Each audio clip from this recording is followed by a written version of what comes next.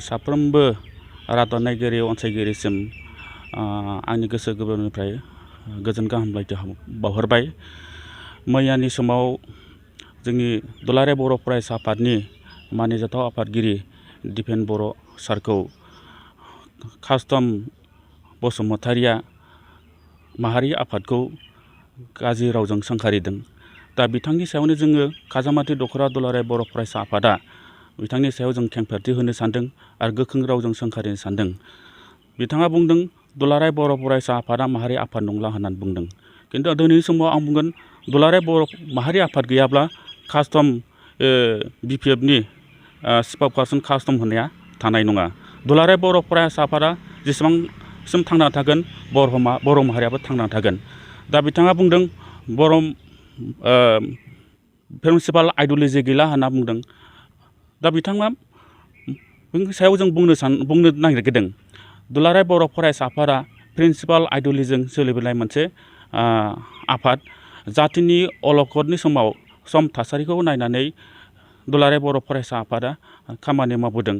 नै बिथाङा दुलाराय बर' फरायसा आफादनि सायाव गाज्रि बाथ्रा बुंनायनिफ्राय गोजानाव थानांगौ। बिथांखौ जों सिनायो जेब्ला आङो खाजामाथि दख'रा दुलाराय बर' फरायसा आफादनिनो बै समनि सोलोंथाइ नेहाथारिमोन। बिथाङा सेन्ट्रेलनि सासे सोलोंथाइ नेहाथारिमोन। बिथाङा गोबां बाथ्रा बुङोमोन, माहारिनि आफादनि सायाव बाथ्रा बुङोमोन, गोबां बर' माहारि आफाद दानायनि सायाव बाथ्रा बुङोमोन, बर' हारिनि गेरेमसा दानायनि सायाव बाथ्रा बुङोमोन। दिनै बिथाङाखौ जों बुंनांगोन बिथाङा सासे बेसलेस नेता होननानै बुंनांगोन जों बिथांखौ। बिथाङा जोंनि बिटिआर ओनसोलाव गोजोन थासारिखौ सिफायग्रा सासे नेता होननानै बुंनांगोन। बिथाङा गलाघाट ओनसोलनि थागिबि, जोंनि बिटिआर ओनसोलनि थागिबि नङा। दुलाराय बर' फरायसा आफादा जातिनि इसुनि खाथेरावसो फैबाय थानाय लकसभायाव BJP नि सावगारियाव भट होनो खावलायदों आरो दरं आरो उदालगुरि समस्तियाव दिलीप सैखियानो थाखाय भट होनो थाखाय खावलायदों। दा जोङो जातिनि इसुनि खाथेरावसो जोङो भट होनो खावलायदों। सोरबा सासे लिडारनि थाखाय लाबा लानो थाखाय भट होनो खावलायाखै। जों जातिनि इसुनि थाखाय जोङो खाजामाथि दख'रा दुलाराय बर' फरायसा आफादा जोङो बिबारनि सायाव भट होनो जों खावलायगोन।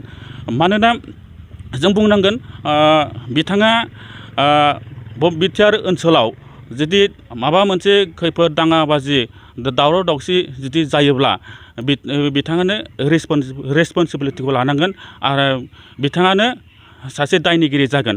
बिटिआर ओनसोलाव सान्थि फैबाय, बिथाङा सनितपुर आरो बिश्वनाथ जिल्लाखौ बिथाङा हाबजानो बायो। बिथाङा सासे बिटिआर सुक्तिनि सासे एगेन्स्ट। बिथाङा सुक्तिखौ जाजानो बायो। सनितपुर रायजोनि मानसिफोरखौ हा फाता होजानो बायो आरो सनितपुर बिश्वनाथ जिल्लाखौ बिटिआर एकर्डनि दाराजों हाबजानायखौ बायो। जायनि थाखाय बिथाङा बिटिआर एकर्डनि इमप्लिमेन्टेसननि सायाव बुंबाय थादों। आरो बिथाङा बुंदों दुलाराय बर' माहारि आफादा सोरनिबा पकेटनि सिङाव हाबबाय होनना बुंदों। जों मालाबाबो रावनिबो पकेटनि सिङाव जों हाबाखै आरो रावजोंबो जों बायजायाखै। दिनैनि समाव जोङो जातिनि इसुनि सार्थआवसो एबा जातिनि इसुनि बेसनि सायावसो जों नायनानै जोङो फैबाय थानाय जि बिटिआर एकर्ड इमप्लिमेन्टेसनखौ मावफुंनायनि खाथिरावसो जोङो BJP-खौ जोङो सापर्ट खालामदों आरो BJP-नो जोङो दुलाराय बर' माहारि आफाद एबा जोंनि खाजामाथि आनसलिकनि सिङाव बेन्दोङाव थानाय साफ्रोमबो रायजो राजाफ्रा जातिनि इसुनि खाथिराव भट होगोन। बियो एकदम टटेलि मिस्टेक एन्ड बानसावनाय बाथ्रा। माब्लाबाबो दुलाराय बर' फरायसा आफादा सोरनिबा राजखान्थियाव थानानै खामानि मावग्रा नङा, सोरनिबा पकेटनि सिङाव थानानै फैसा लानानै खामानि मावग्रा नङा। बिथाङासो बायजादों जानो हागौ, बिथाङा बायजानायखौथ' माहारियारि आफादखौ सोंखारिबाय थादों। जों दुलाराय बर' फरायसा आफादा रावनिबो पकेटनि सिङाव थाया आरो रावजोंबो बायजाया। जोङो मोनसे फ्रिदम मोनसे अर्गानाइजेसन, रावनिबो सायाव जों सोनारनानै जों खामानि मावा। दिनै बिथांखौ जों बुंनांगोन बिथाङाबो मोनसे समनि दुलाराय बर' फरायसा आफादनि सासे दैदेनगिरिमोन बिथाङा सोलोंथाइनि हाथारिमोन AGSमोन बिथाङा गासिबो एबसुनि कनस्टिटिउसनखौ मिथिगौ दा बिथांखौ जोङो बुंनांगौ जोङो गैया मतलब फंसे बाथ्रा बेनो दिपेन बर' सारा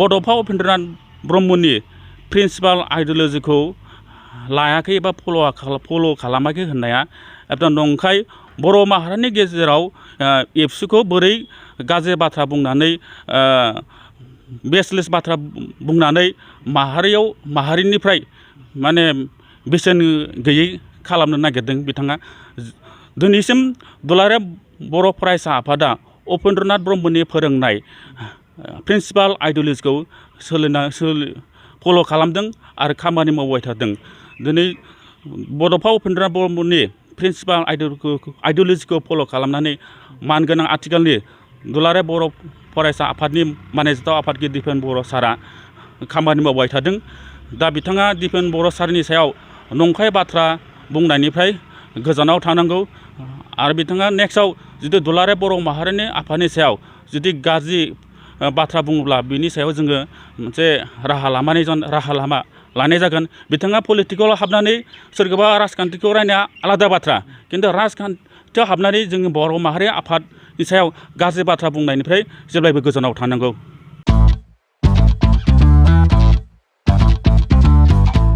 गोजोनथाव खौरां नोंथाङा नोंथांनि गला एबा अफिस फसंथानफोरखौ जोंख्लाब माख्लाब साजायनो गोसो गैया नामा नोंथांनि गलाफोरखौ बायदि रोखोमनि जोंख्लाब माख्लाब खालामनानै साजायनो थाखाय क'क्राझार नोगोरनि सिङाव थानाय गौरां भेलि हटेल साखाथियाव चाणक्य आर्ट एन्ड डिजाइन गलाया लानानै फैदों बायदि रोखोमनि आर्ट डिजाइन क'क्राझार नोगोरनि सिङाव थानाय गौरां भेलि हटेल साखाथियाव चाणक्य आर्ट एन्ड डिजाइन गलाया नोंथांमोननि थाखाय लानानै फैदों नोंथांनि गलाखौ जोंख्लाब माख्लाब खालामनो गोबां रोखोमनि आर्ट डिजाइन बेफोर आर्ट डिजाइनफोरनि गेजेराव दं 3D signboard 2D signboard acrylic trophy SAP panel name प्लेटार्स रेट्र रिफ्लेक्टिभ साइनबोर्ड नियन साइनबोर्डफोरनि आर्ट डिजाइनफोरखौ नोंथाङा चाणक्य आर्ट एन्ड डिजाइन गलानिफ्राय मोनफुंनो हागोन बेनि अनगायैबो इनग्रेविं सार्भिस आर्क्राइलिक लेटार काटिं MDF जालि काटिं लग' ग्राफिक्स डिजाइन आरो कास्टमाइज गिफ्ट आइटेम्सफोरखौ नोंथांमोननि गलानि थाखाय चाणक्य आर्ट एन्ड डिजाइन गलाया लानानै फैदों आर्ट डिजाइन गोबां बाथ्रा मिथिनो थाखाय नोंथाङा नैबे 9706125636 6800981649 जानबुं नम्बरनि गेजेरजों खौरां लाहरनो हागोन